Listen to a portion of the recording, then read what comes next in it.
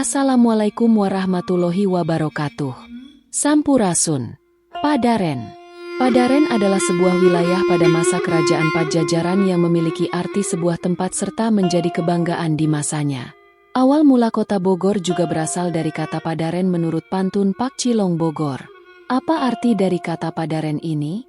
Kata Padaren ini adalah sebuah singkatan akronim yang dipadukan menjadi satu kata. Mari kita analisis kata Padaren. Pak dalam bahasa Sunda miliki arti tempat. Da memiliki arti dadap atau sadap menyadap. Ren memiliki arti tumbuhan aren atau pohon aren yang biasanya masyarakat Sunda menyebutnya dengan tunggul kawung. Maka dapat disimpulkan Padaren memiliki arti dari sebuah tempat untuk menyadap aren nira. Kemudian apa hubungan pohon aren nira dengan kota Bogor? Nah, mari kita lihat seksama melalui pantun Pak Cilong Bogor dengan judul Ngadegna Dayeh Pajajaran. Tah didinya, ku andika adeken eta dayeuh laju ngaranan Bogor. Sabab Bogor teh hartina tunggul kawung. Ari tunggul kawung emang geteu aya hartina. Teu aya soteh cek anu teu ngarti. Ari sababna, ngaran mudu Bogor. Sabab Bogor mah dijiun suluh teu daek hurung. Temlepes tapi ngelun haseupna teu umahi dipake muput. Tapi amun dijiun tetengger sanggup nungkulan windu kuat milangan mangsa. Amun kadupak, matak borok anu ngadupakna moal geuat cageur tah inyana.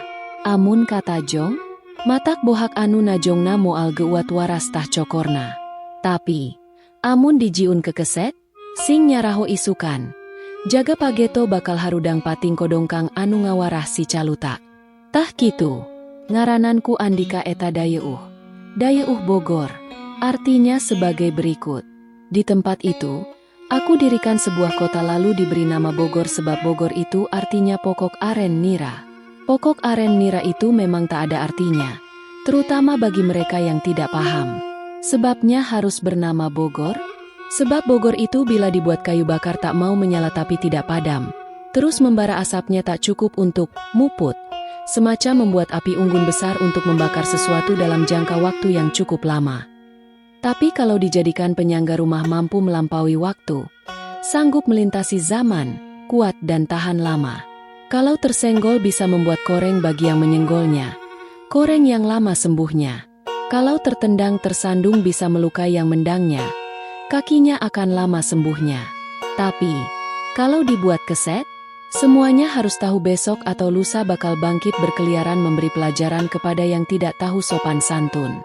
Tah begitu. Nama aku berikan itu dengan sebutan kota Bogor.